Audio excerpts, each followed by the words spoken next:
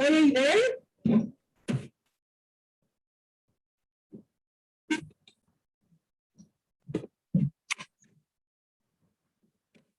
Are you there now? Yes, I am. Yeah, I sure am.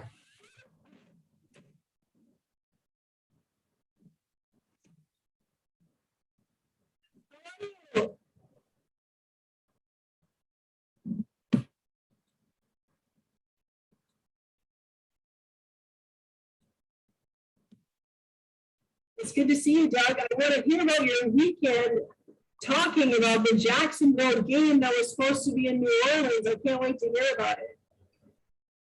Yeah, it was exciting. You know, I was so glad to do a game again, just bring back normalcy to your life. And it was a game that was kind of unique. It wasn't played in the city where it should have been played. The New Orleans Saints were the home team. And because of all the storm, water, electrical failures in New Orleans, they moved the game to Jacksonville. And that's amazing. It sounds like a little deal, but for the fans, that aren't going to see a game in New Orleans, and just the feel of not playing at home in front of people, your families, and that, instead, it's like both teams were having an away game. Both teams were going someplace that they don't ordinarily play, in terms of their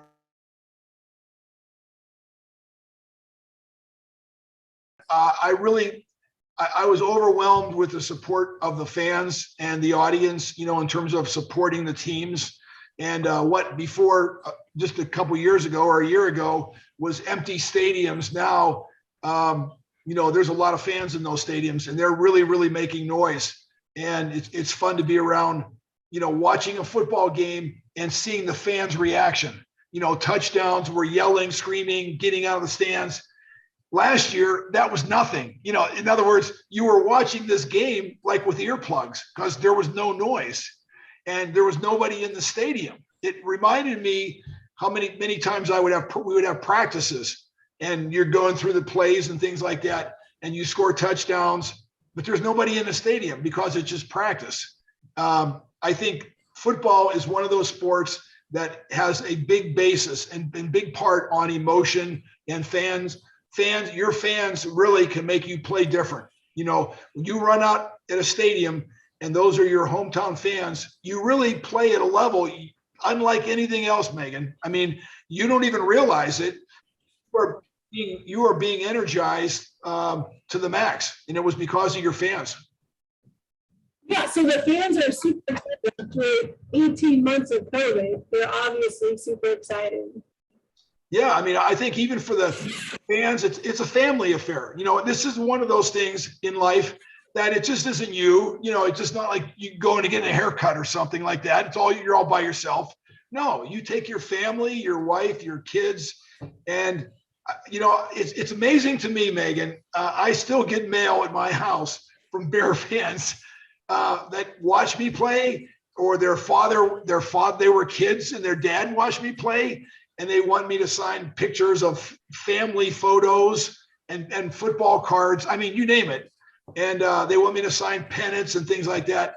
It's really a family, and it's a tradition. And it's one of the things I think right now, basically based on the state of affairs in our country, where certain political parties are attacking each other, or nobody likes each other. It's one factor that helps unify us. And it was so much fun seeing all these people there of all different, denominations. I mean, tall, skinny. I mean, you name it, you were going to see it at the stadium. Well, I think what's cool, we didn't do our podcast last weekend because you were signing autographs in Chicago. And so tell me a little bit about you signing autographs in Chicago. It's amazing to me, and I wish everybody could experience some of these things, like running onto these stadiums, having all these fans. It is an amazing feeling, being in front of like 100,000 fans running onto a stadium and people cheering. It's like the ground shakes. But no, this was a little bit different. Instead of going to an event, and I've been at plenty of events, this one initially was all about signing autographs. So I sat in a chair at a table, and we were in this huge arena in Chicago, Rosemont, and we just were signing. I was in there with everybody from every sport you can imagine: baseball, basketball, football, tennis. I mean, it didn't matter who they were. And they were sitting in chairs with tables, and stacks of like balls, in my case, footballs or pitchers were right next to them. And they were just signing like this. And there was a person on each side of them. And what happened was, as soon as that picture was done, as soon as I was finished signing it, they would pick it up, and then the other person. Video on. I don't know if you want your video on, but if you don't want it on, that's fine. But if you do, it's not on. Yeah, it's so it was one of those things that, I mean, I can't tell you how many autographs I signed. It was a lot. It was a lot in 3 or 4 hours. And but no, it was a chance. I had a chance to talk to fans. And you just can't believe how excited some of those people are for this football activity, to be able to watch it again, after last year of really staying home and just watching it on television. Well, it's good to be back to normal. I had a great weekend with the family this weekend, which was really nice in Monterey. And that was really fun to go up there and spend some time. And it was like, I totally checked out for 2 days. It was nice. I didn't look at my phone, because I knew we were doing our podcast, and I didn't look at social media. I checked out for 2 days, and it was so relaxing. Well, you know what? Everybody should take a day off of social media at least once a week. You know what? It is. I just think anybody that's been in California, and I know there's so much attention over there now for the politics and, all this upheaval about, taking someone out of office and all those sort of things. If you just go to California and just relax and just enjoy the state for what it is, I mean, it's amazing. I just, especially coming from a place like Irwin, Pennsylvania, Pittsburgh, where there's some Appalachian mountains and things, but it's not like you're standing back going, "Oh my God, look at that mountain. It's incredible." No, they're not. The mountains weren't that great. You come to California and it's amazing. I mean, you look at those, just the mountains and the coastline and all these things just all mixed together. Wow. It's, I'll never forget it. The first time I went there, I was actually for the Rose Bowl. I was at Ohio State and we were getting ready to play USC. And that's the first time I'd ever been in California. That was amazing. I still can't believe. We didn't even talk about this. Did you totally love the surprise phone call from Chris Ward? Oh yeah, it was it was amazing. And there was just so many things. Ohio State.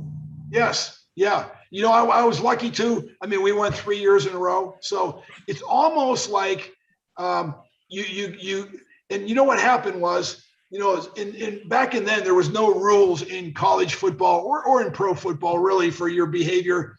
When we went out there, instead of like us enjoying our season, having won the games that won our conference, and now we're playing in the Rose Bowl, that's all like should be fun. Going to Universal Studios, which we did, going to some other places, which were very, very entertaining. They just don't have those things in Columbus, Ohio. So, but what our coaches had in mind something else. When we went out there for 2 solid weeks. They turned getting ready for the Rose Bowl into a training camp. I mean, we were doing 3 practices a day. We were getting up in the morning and practicing like at 7:00. We were practicing in the early afternoon, like at 1:00. And then at night, we would go back for a third practice, like at 6:00 at night, and do special teams. It wasn't tackling or anything, the third practice. The first 2 were, and you're thinking, okay, we just won our division and we're going to the Rose Bowl. Man, we should not be out in California getting killed right now. 3 practices a day, 7 days a week. There was no Sundays or Saturdays taking a day off. No, we worked every day. It was like, it wasn't that much fun. It kind of took the fun out of the going to the Rose Bowl, because, hey, three workouts a day, it's one thing to get up and do yoga or something like that. Hey, it's another thing to put on football helmets, smash into each other. You're tackling. I mean, it was like real football. And it's when we did it the first year, it was okay. That was our first year. We did it the second year. Okay. A little bit less, in terms of energy. That third year, I'll be honest with you, some guys didn't even want to go out, because they go, listen, we started with a training camp and we're ending with a training camp. That doesn't make sense. And it was just because our coaches were so just old school. You got to run, work out, lift weights. It sometimes, even though you're in California, it just wasn't that much fun. It's funny. My son played college soccer, and he said to me, "Mom, do you realize the amount of work it's gonna be?" Yeah, you know what it is too, and you're trying to juggle your other activities like school. Obviously, you're trying to excel in school, get the right grades, and this is a huge distraction. I mean, I know there's a lot of people out there that say, college athletes, and they will be getting compensated here very shortly. I think, with all the legislation that's passed, they'll be in a position to be able to earn money for supporting items, associated with their likeness or their face. And, and I don't think it's going to contaminate the sport or do anything like that. Will everybody be able to participate in it? I don't know. There might be some things where they'll have a whole team, doing a commercial or something like that.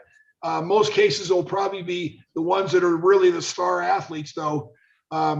This is going to be like getting paid, like pro football. And but that whole thing with what is an amateur and what's a pro, so many times when I was in college, for people that were caught getting paid for doing something while they were participating in college athletics, they would get suspended or even removed from the team. So I think all that's gone. I mean, you think about how things are changing right now. You're allowed to bet on NFL games. Now you see all these advertisement for DraftKings and all these other sort of things. There used to be a meeting every year in the NFL, and these officials would come in from the front office, from the ownership group, and they said, if we ever catch any of you gambling, you will be automatically disbarred from the NFL. You will not be allowed to be on the park grounds. You can't participate in any team. And it was really very, very serious. So it's just kind of funny now to see, no. Now we're going to adopt it. In fact, we're going to participate in the gambling, the teams, so there's going to be a financial reward for them because, it's with their approval that this whole betting thing goes down the line, and that they're a part of it. They're a partner in it, and so it's just kind of a how things have changed, from one decade to another. Where one decade you could get put in jail for life. The next decade you can make $1 million. Endorsing some sort of a gambling commercial or whatever the case might be. So here's the thing. Before we wrap up, I want you to tell me about your testing this week, and then we're going to wrap it up so that we keep it so that people can just watch this on their drive-in. Because tell me they watch our shows on their drive-in, which is 20 to 30 minutes. So tell me about your test this week so we can root for you, and then you guys, and I'll check out too. You know what? I really think we become stale if we don't keep moving forward in something, Megan. And I know you're terribly motivated in all different aspects of your life, just, getting better, achieving things, meeting more people, all those sort of things, which really enhance the quality of your life. And I've always been a big believer in trying to improve on a constant basis. Do I have the time to go back to college right now? I don't think so. I would die before I would end up getting any of my degrees. So, but you know what? You can go that doesn't stop you from being a professional. In every state, they issue licenses for everything you can imagine. Everything from building a building to being an electrician, a plumber, school teacher. I mean, just on and on and on. You don't necessarily have to go through a college or a university to get that done. And really, I just looked at my life, Megan. I said, I don't have enough time to go back to school. I got my bachelor's degree and I got an associate degree in accounting. when I was in Chicago, going to Elmhurst College. But you know what has enhanced my life is going out and getting licenses. You know, becoming a licensed person in many different fields, from contracting, residential contracting, to loan origination, where you could call people at their homes and ask them about, you know, would they like a new loan or an upgrade or a lower interest rate or whatever the case might be. And I just passed my life and health insurance license, so I could do that right now. Yeah, I haven't joined up with a company right now because I'm still studying for another test I'm going to be taking this week, which is a Series 65. It's a securities test for, yeah, for selling, you know, different securities, stocks, bonds, mutual funds. That's mutual funds. Yeah, and so I'm looking forward to it because not just because of what I could do, it's the educational aspect of it. We all like to learn new things, and now instead of like all these people that would send you things in the mail that you would look at and go, oh, what this is a piece of junk. Well, no, you can look at it now and start analyzing, hey, is this something I might want to send out in my new occupation? But here's one thing I believe, though. Instead of being the Lone Ranger on all these things, I reach out to people and I plead with them, listen, you know, a team is so much more powerful. It can get you places that you can't go as an individual. And so I've already interviewed people that I would love to be in business with in all these different aspects. And, you know, both here in Arizona as well as in Chicago. And, you know, it's those conversations that really get me excited, because I can see people that are already in that field that are successful, that are also doing the same things that I want to do as far as putting on seminars and things like that. So it's not about just trying to dream it up and say, where do I go from here? No, there's people out there that you can talk to, you can lean on, and try to bridge the gap between where you are now and where you want to be, and try to do it as quickly as possible. Well, I wish you the best of luck on your 65, right? 5, yeah. 65, right? So I wish you the best of luck. And I'm just so thankful we were able to talk for a couple of minutes today. And we'll be back on normal schedule next Saturday at 11. Well, it's great to be back with you. And I really think that between the two of us, we could convey some information to people that either things they would like to do in life and maybe never thought about getting started at it, or just, you know, following through on things. You know, so many times, most people fail climbing Mount Everest in the last 10% of the mountain. Now, what does that tell you? The same thing is true for life. So many of us, we are so close, we can almost reach out and touch it, but we don't do it. You know, we self-talk to ourselves. Oh no, that's too hard. We can't do that. No, it's too expensive. I got too much time to put. No, it's something, after you do it, you feel so good, you feel ready to go to the next step. And I think that's what life is all about. Certainly that's what I've looked at it as. And I've had great success in being able to just go from one step to another. You know, I'm going to tell you a quick story before we leave. So I reached out to a friend of mine that I've known for, well, I helped him save his house in the Hollywood Hills years ago, 15 years ago. But I hadn't heard from him for a long time, but he's been on my heart. And when something always comes back to me, it's like, oh, screw it, I'm just going to call him. So I called him, and he goes, I didn't ever realize you cared so much. I said, are you kidding me? Like, see? And you know what he said to me? I was afraid to call you. I go, why would you be afraid to call me? Like, I'm here. I saved your house 15 years ago. Like, you know what I mean? And he said, you made my day by calling me. So the only reach out one of the reach outs I always say is, all you gotta do is, and Doug, you believe this too, call somebody and say hi. Because you know what? We're just normal people, you and me, Doug. But when you reach out to somebody and say hi, they're so grateful. And it almost breaks my heart, because I'm here for my friends and my family and the people around me always. But you know, sometimes you get busy and you just don't call. And when I called today, he was like, oh gosh, you just made And I was like, oh, that's so sad. I said, all you got to do is call me. I would have been here. No, it's funny. A call like you're just talking about, Megan. 2 years ago, I got in an automobile accident and rolled a truck 8 times coming out of the mountains in northern Arizona.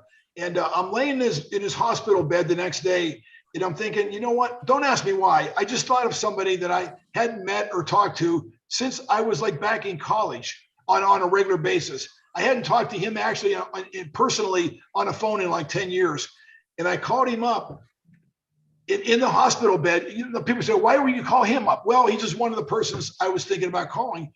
And he actually started breaking down in tears that we hadn't talked for this length of time, and how much he loved me and I loved him together, and you know how much we loved being around each other and supporting each other. And you know what? I hung that phone up, Megan. I'm telling you, that healed me almost. I almost got jumped out of the bed going, I don't need to be here anymore. I'm fixed. I'm ready to get out of here. Just in talking to that person. We're going to leave everybody with a shout out because Doug and I agree. Call a friend you haven't talked to for a long time, because they might just be waiting for your phone call and they're going to call you. So call them and say hi and just be a positive inspiration. That's what I'm going to leave you with until we see you next week, because Doug and I got to keep rolling and we don't want to burn you for too long.